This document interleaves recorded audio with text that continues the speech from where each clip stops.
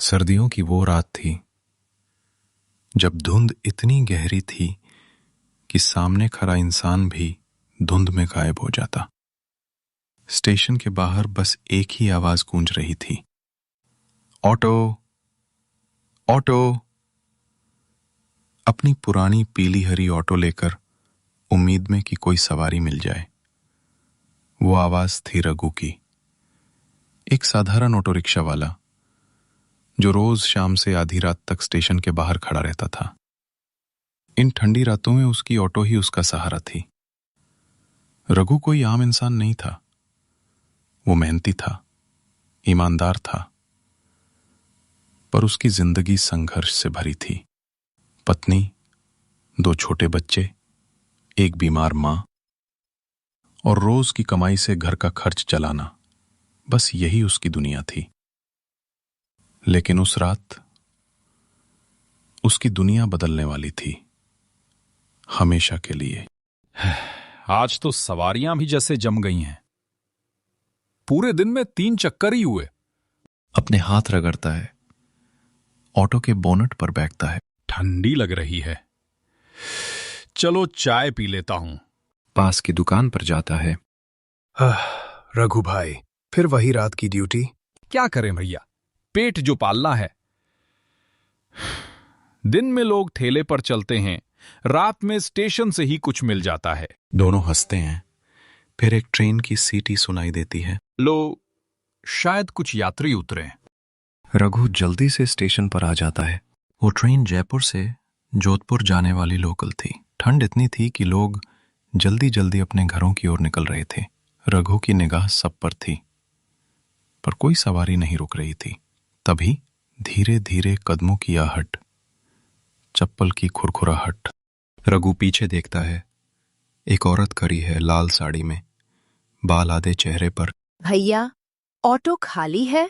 हाँ बहन जी, कहाँ चलना है? पुरानी बस्ती, नदी के उस पार। पर वहां तो अब कोई रहता नहीं। वहां तो सब खंडहर पड़े हैं। मुझे रास्ता मालूम है, बस छोड़ दो, पैसे दूंगी। आवाज में एक अजीब ठंडापन था, जैसे शब्द नहीं, हवा बोल रही हो। ठीक है, बैठ जाइए। ऑटो स्टार्ट करता है और दोनों धुंध में गायब हो जाते हैं।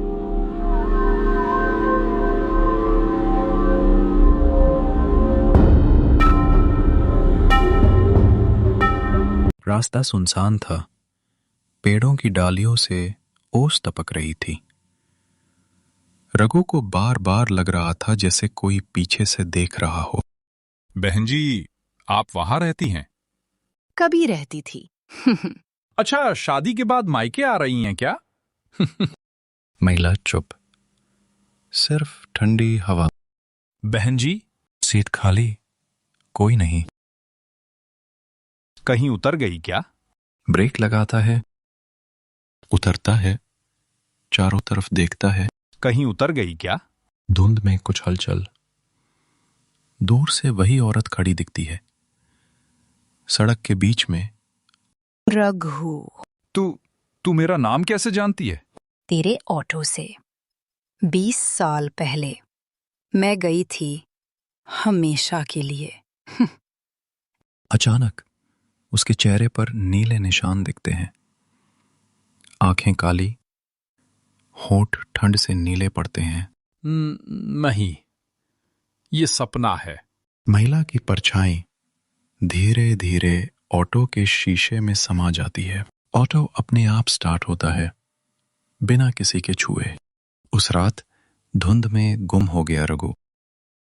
सुबह की ठंडी धूप ने जब स्टेशन की धुंध को हटाया तो वहां खड़ा था रघु का ऑटो, खाली, गीला, ठंडा और अजीब सी बदबू से भरा। लोगों ने समझा शायद रघु रात में ही घर चला गया होगा, पर सच्चाई कुछ और थी। रघु का घर। दरवाजे पर दस्तक की आवाज। कौन है इस वक्त? दरवाजा खोलती है, सामने रघु खड़ा, चेहरा पीला, आंखें नाल, कपड़े नम जैसे ओस में भीगे हों। रघु, कहाँ था तू सारी रात? हम तो डर ही गए थे। बस स्टेशन पर सवारी छोड़ने गया था, थोड़ी देर लग गई। कपड़े कैसे गीले हो गए और ये ठंडी ठंडी बदन क्यों लग रही है? ठंड ज्यादा थी बस। आंखें नीचे झुकाकर कमरे में चला जाता है। रमा ने कुछ अजीब महसूस किया। रघु का चेहरा जैसे सूना था। वो मुस्कुरा तो रहा था मगर उसकी मुस्कान में कोई गर्मी नहीं थी, बस एक ठंडी चुप्पी थी। रात का समय सब सो रहे थे। थोड़ी देर बाद रमा उठकर देखती है, रघु बिस्तर पर नहीं है। वो खिड़की से झांकती है। रघु बाहर अपने ऑटो के पास बैठा है और किसी से धीरे धीरे बात कर रहा है। आज भी आएगी ना तू? मैं इंतजार करूंगा। रमा की सांसें रुक जाती हैं। किससे बात कर रहा है ये? वो धीरे से बाहर जाती है, पर वहां कोई नहीं, सिर्फ रघु और खाली ऑटो। रघु, किससे बात कर रहे हो? अरे कोई नहीं, बस यूं ही। ऑटो की पिछली सीट गीली है, जैसे किसी ने अभी अभी वहां बैठा हो।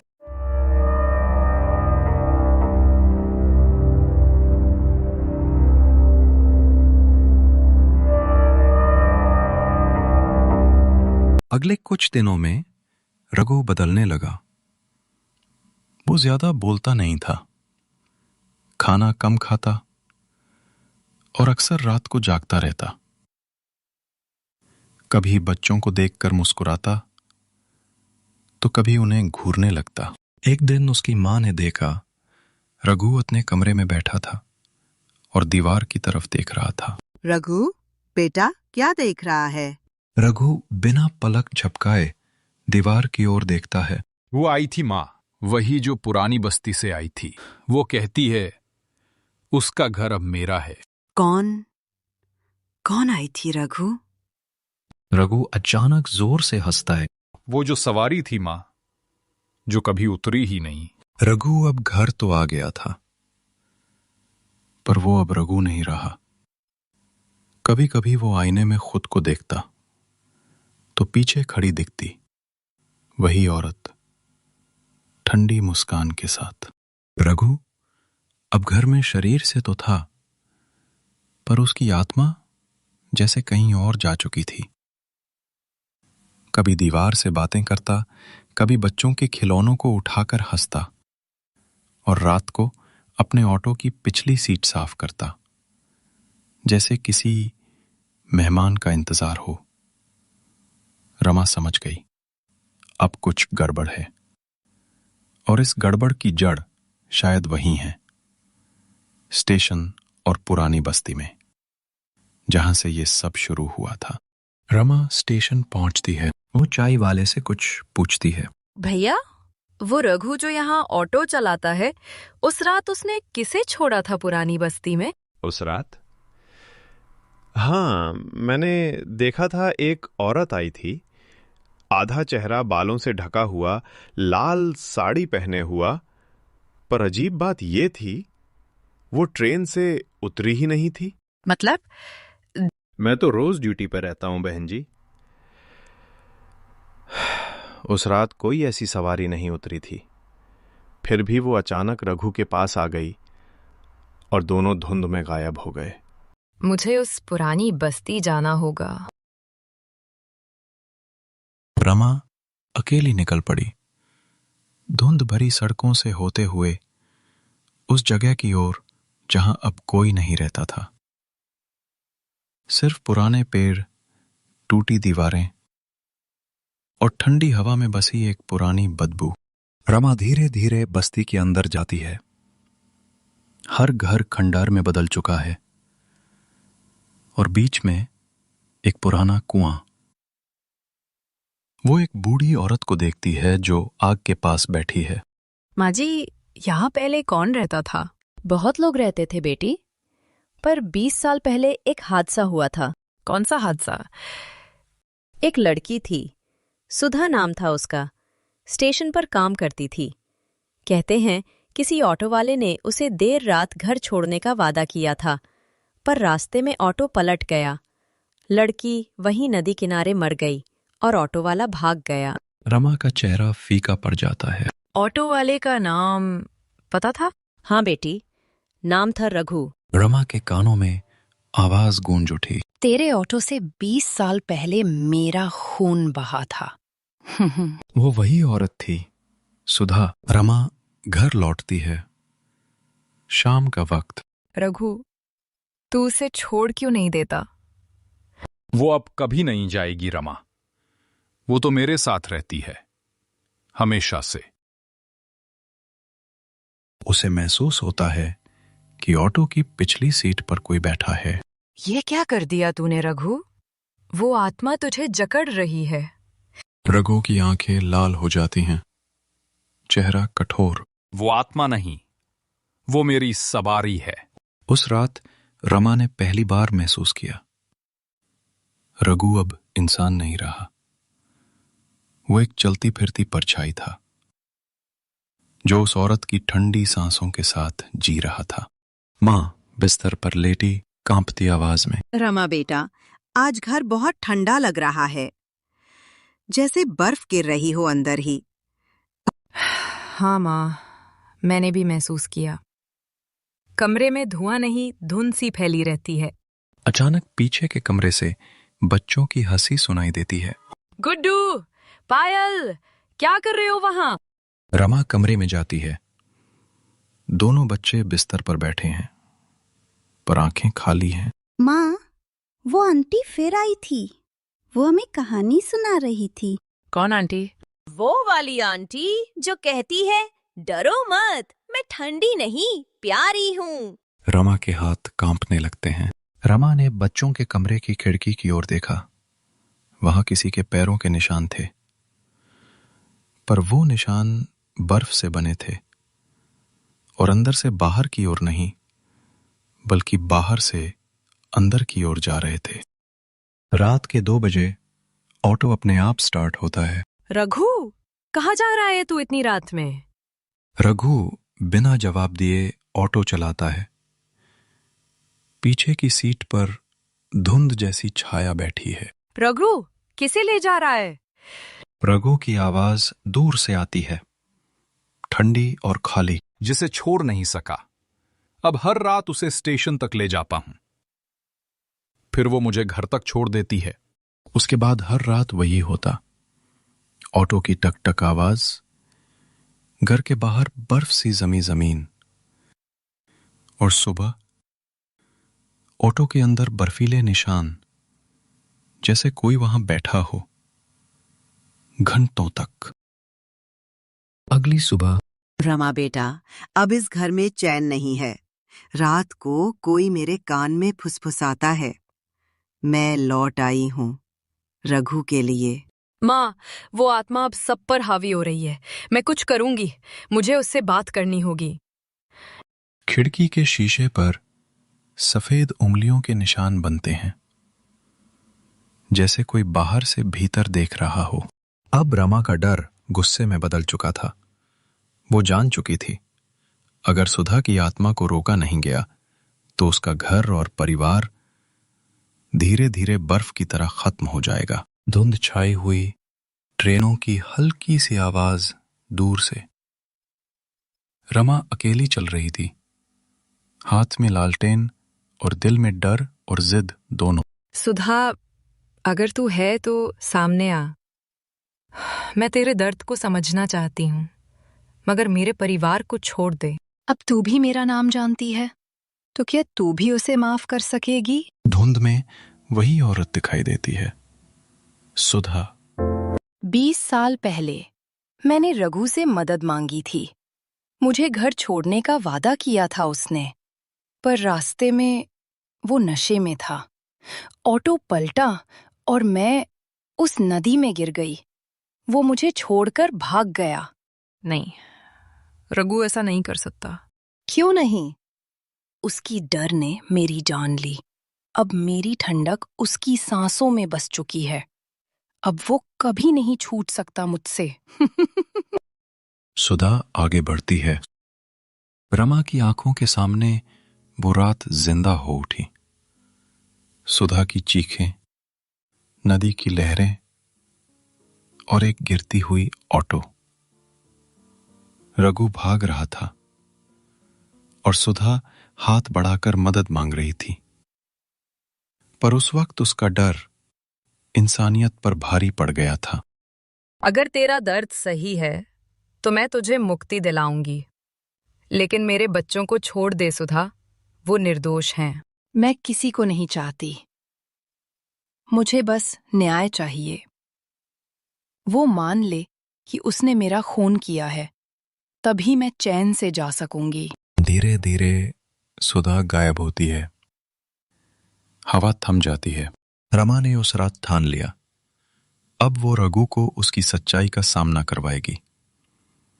उसने जान लिया था कि ये लड़ाई आत्मा से नहीं बल्कि अपराध बोध से है, जो अब रघु के सीने में बर्फ बन चुका था। शाम का वक्त, रघु घर के बाहर बैठा है, हाथ में वही पुराना ऑटो का चाबी। रघु, तू अब कब तक भागेगा? वो तुझे सजा नहीं, मुक्ति चाहती है। मैंने उसे मरते देखा था रमा। मैंने बचाने की कोशिश की पर डर गया। मैं भाग गया और आज तक उसकी आंखें मुझे सोने नहीं देती। उसकी आंखों से आंसू गिरते हैं, पर जैसे जम जाते हैं हवा में। तू जा उस जगह जहां वो मरी थी, माफी मांग, वरना वो कभी नहीं जाएगी। रघु सिर झुकाता है, धीरे से कहता है, हां, अब वक्त आ गया है मेरे गुनाह का हिसाब देने का। अब बारी थी रघु के पश्चाताप और मुक्ति की। पर हर पाप का दाम सिर्फ माफी नहीं होता। कभी कभी आत्मा को चैन देने के लिए किसी को अपनी जान देनी पड़ती है। रघु अब सच का सामना करने निकला। नदी किनारे, जहां से उसकी कहानी शुरू हुई थी, और वहां उसका इंतजार कर रही थी सुधा की परछाई, जो अब आखिरी बार उसे बुला रही थी। रात उतनी ही सर्द थी जितनी उस हादसे की रात। आसमान धुंध से ढका हुआ और हवा में एक अजीब सी खामोशी थी। रघु का ऑटो स्टेशन की जगह अब उसी नदी किनारे जा रुका जहां से सब कुछ शुरू हुआ था। सुधा, अगर तू सुन रही है तो आज मैं छिपने में ही आया। मैं आया हूं तेरे सामने अपने गुनाह को मानने। हवा थम जाती है, धुंध में हल्की सी आकृति उभरती है, वही सुधा। 20 साल तू भागता रहा रघु, क्यों छोड़ दिया था मुझे उस पानी में? डर गया था। तू चिल्ला रही थी, मैं मदहोश था। मुझे लगा पुलिस मुझे मार डालेगी। मैं भाग गया सुधा, पर हर रात वो आवाज मेरे कानों में गूंजती रही। माफ कर दे सुधा, मैं इंसान नहीं, डरपोक था। सुधा की परछाई धीरे धीरे आगे बढ़ी। उसकी आंखों में अब आग नहीं, आंसू थे। वो रघु के सामने झुककर बोली, मुझे मौत का डर नहीं था रघु, मुझे तेरे धोखे का दर्द था। तू अगर उस दिन एक हाथ बढ़ा देता तो मैं आज जिंदा होती। तेरे डर ने मुझे मारा था, अब तेरा पछतावा मुझे चैन देगा। वो रघु के माथे पर हाथ रखती है, हवा जम जाती है। अगर मेरी मौत से तुझे सुकून मिलेगा तो मैं तैयार हूं सुधा। हवा तेज चलने लगती है। ऑटो का इंजन अपने आप स्टार्ट हो जाता है। नदी के उस किनारे एक चीख गूंजी और सुबह जब गांव वाले पहुंचे तो रघु का ऑटो स्टेशन पर खड़ा था, पर ड्राइवर की सीट खाली थी। रमा अपने घर के बाहर बैठी है, बच्चों के पास। सर्द हवा अब पहले जैसी ठंडी नहीं थी। शायद उसे शांति मिल गई। उसकी आंखों में आंसू हैं, लेकिन चेहरा शांत है। बच्चे पीछे से पूछते हैं, माँ, पापा अब नहीं आएंगे? वो अब वही हैं जहां ठंड नहीं लगती बेटा, जहां गुनाह भी माफ हो जाते हैं। रघु के जाने के बाद 3 महीने बीत चुके थे। सर्दियां अब भी वही थीं, लेकिन अब हवा में वो बर्फीली डर नहीं थी। रमा अपने बच्चों के साथ नए घर में रहने लगी थी, गांव के किनारे, जहां से स्टेशन दिखता था। हर शाम रमा लालटेन जलाकर खिड़की से देखती, जैसे किसी का इंतजार हो, पर फिर खुद को रोक लेती। शाम का समय। माँ, पापा अब सच में स्वर्ग में हैं क्या? हाँ बेटा, वहां ठंड नहीं लगती, न डर होता है। वो बच्चे को सुलाती है। खिड़की के बाहर से हल्की सी ट्रेन की आवाज आती है। रघु, जहां भी है, खुश रहे। पर किस्मत की कहानी कभी सीधी नहीं होती। उसी रात जब घड़ी ने 12 बजाए, दरवाजे पर किसी ने धीरे से दस्तक दी। रमा उठकर दरवाजे की तरफ जाती है। बाहर अंधेरा और कोहरा। कौन है? कोई जवाब नहीं, बस हवा का झोंका अंदर आता है। बाहर कोई नहीं, बस जमीन पर एक पुरानी ऑटो की चाबी रखी होती है। रमा चौंक जाती है, आंखें फैल जाती हैं। रघु? वो ऑटो की चाबी लेकर अंदर चली जाती है। पीछे से हवा तेज चलती है। खिड़की से आवाज आती है। धन्यवाद रमा, तूने मुझे मुक्त किया। रमा के गालों से आंसू बह जाते हैं। वो चाबी को सीने से लगाती है। कमरे पर एक कोने में हल्की सी नीली रोशनी चमकती है। जा रघु, अब चैन से रहना। धीरे धीरे नीली रोशनी ऊपर उठती है और गायब हो जाती है। उस रात के बाद वो घर कभी ठंडा नहीं हुआ। सर्दियां आईं, पर डर नहीं। ऑटो की वो पुरानी चाबी अब भी मंदिर के पास रखी है, जहां हर सुबह सूरज की किरणें उस पर पड़ती हैं। लोग कहते हैं रमा के घर के पास से गुजरते वक्त कभी कभी हल्की सी ऑटो की आवाज सुनाई देती है, पर अब वो डराती नहीं, बस याद दिलाती है कि कभी कोई ठंडी सांसें किसी आत्मा को मुक्ति दे गईं।